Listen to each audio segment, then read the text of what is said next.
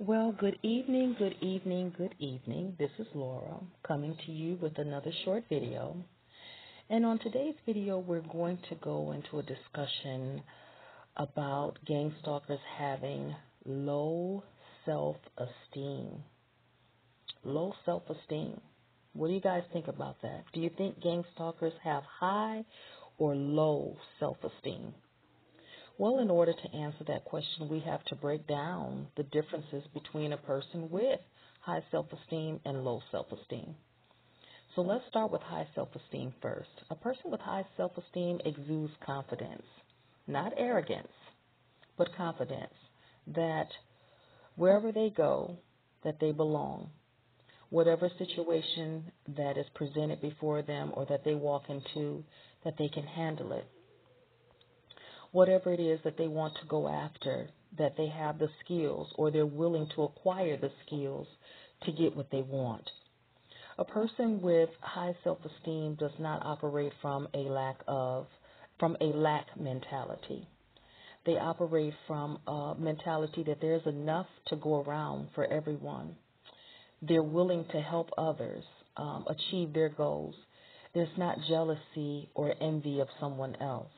You know, a person with high self-esteem, they know who they are and they know what they bring to the table and they represent themselves very well, as opposed to the person with low self-esteem who operates from a mentality of lack, and because they feel that there's not enough to go around, they will step on, disrupt, take out, tear down, destroy, totally annihilate someone who they look at as an opponent.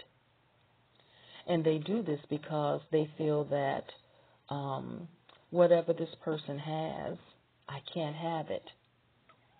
Whatever this person has achieved, I can't do it. I don't have what it takes to do it.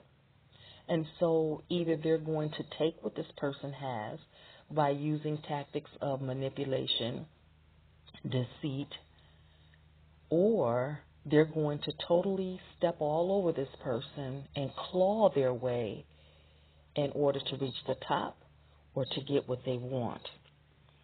A person with low self-esteem, they feel the need that they have to bring others down in order to feel better about themselves. And so they will do whatever it takes in order to get what they want. Instead of coming from a mentality of win-win, in which a person with high self-esteem will do that, a person with low self-esteem will always come from a win-lose situation. In order for there to be a winner, there always has to be a loser in every situation. And so, there's nothing too low for them to do in order to get where they want or to get what they want. And so my question is it really worth it? All of this stepping on and tearing down and destroying someone else, is it really worth it in the end? Is it really a gain? Well, my friend, I want to give you an example and then you draw your own conclusion. I had a friend that she worked in corporate America, and she told me this story one day about upper management posted a position for lead worker supervisor position. And my goodness, she told me how the fangs and the boxing gloves came off when this position was posted. People who were friends started going against each other. They started backstabbing, backbiting, gossiping, casting a bad light on this person, doing everything they can to prevent a friend who they started to look at as an opponent, as a threat, to prevent this person from getting the position. And all of this went on for a while, all the way through the interviewing process, and then finally upper management made a decision. Well, guess who they chose for the position? They chose, of course, the person who had the education and the years of service on the job, but they chose someone who didn't gossip, who didn't backbite, who didn't get into this volleying and scrapping back and forth for this position. They chose someone who minded their business, who treated everyone fairly. They chose someone who represented themselves well during the process. They chose someone who didn't go into the office and cast a bad light on their coworkers in order to get the position. They chose that person. And so in the end, no, all of this berating and backbiting, it didn't help their cause. It didn't help their case at all. And you know what?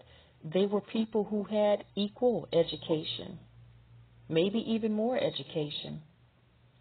They had equal or more years of service.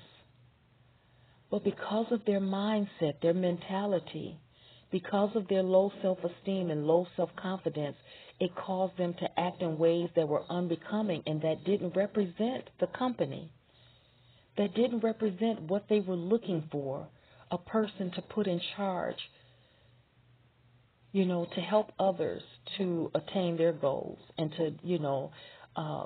to be a leader or a supervisor.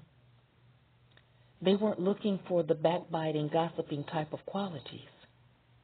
And so in the end, no, it did not pay off. So I want to ask you this question. Have you ever envied the gang stalker? Have you ever envied the prosperity of the wicked? Think about it. Well, I want to go to the Bible to let you know that there's no need for that. In Psalms 37, verses 1 through 2, it tells us to never envy the wicked, for soon they will fade like grass and disappear. And then as I went on a little further to study, I ran into Psalm 73, verse 3. And it says here, "For I envied the arrogant when I saw the prosperity of the wicked." And as you go down a little further to verse 7, it says, "From their prosperity proceeds iniquity. The imaginations of their hearts run wild." Oh, but get this. If you go on down a little further to verse 18, it says, "But you will make them stumble to never get up again." So I came on today to encourage you to never envy the prosperity of the gang stalkers or the wicked. I'm going to use those two words interchangeably today, wicked and gang stalkers, because gang stalkers are very wicked, evil individuals. We know that. We've talked about that before. Never envy them when they seem to be prospering and to make it.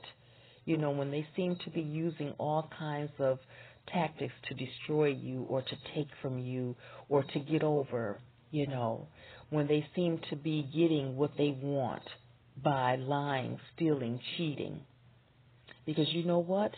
They will soon fade like grass and disappear. Their prosperity will get them nowhere. The Bible asks this question, what will a man give in exchange for his soul?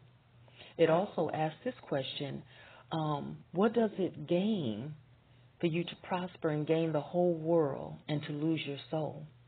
And so we know that gang stalkers, because of their evilness, the evilness of their heart, that they have lost their soul. Everything that they're doing and have done has caused a hole in their soul that will never be filled. And so just think about this, and I want you to pay attention to this. If you believe in reaping and sowing, which I do, and some people call it karma, just wait a while. Just wait a while. And when you see them again, you'll see that they don't look so good. They're not doing so good. or everything that they clawed and stepped on others and took and stole and lied and everything in order to achieve, that they've lost it all.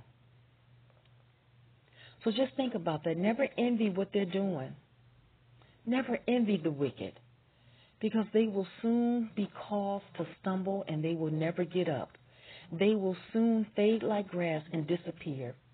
The enemies that you see, you will not see anymore. And all of this that they did in order to gain and to take and to try to make our lives miserable, in the end, they don't do so well, or in the end, they lose it all. Life has a way of catching up and changing things, flipping things upside down in their lives. And will they ever tell you that? No. But it happens. It happens. So I want to encourage you today, keep your self-esteem. Never envy the wicked, and continue to stand. So I'm going to wrap the video up at this point. If you enjoy the content of my YouTube channel, please take the time to hit that like button. Please subscribe to my channel. Share this video with 2 to 3 other people. And please leave your comments in the comment section below. In the comment sections today, the question is, have you ever envied the wicked? Have you ever envied the gang stalker? And what, if any, have you ever seen karma or reaping and sowing? Have you ever seen them get paid back for everything that they're doing? How did they look to you when you've seen them years later? How are they doing years later? Okay? So leave that in the comment section below. And just remember, never envy the wicked, for soon they will fade like grass and disappear. I want to encourage you to stay strong, stay blessed, and as always, until we meet again, bye-bye, my friends.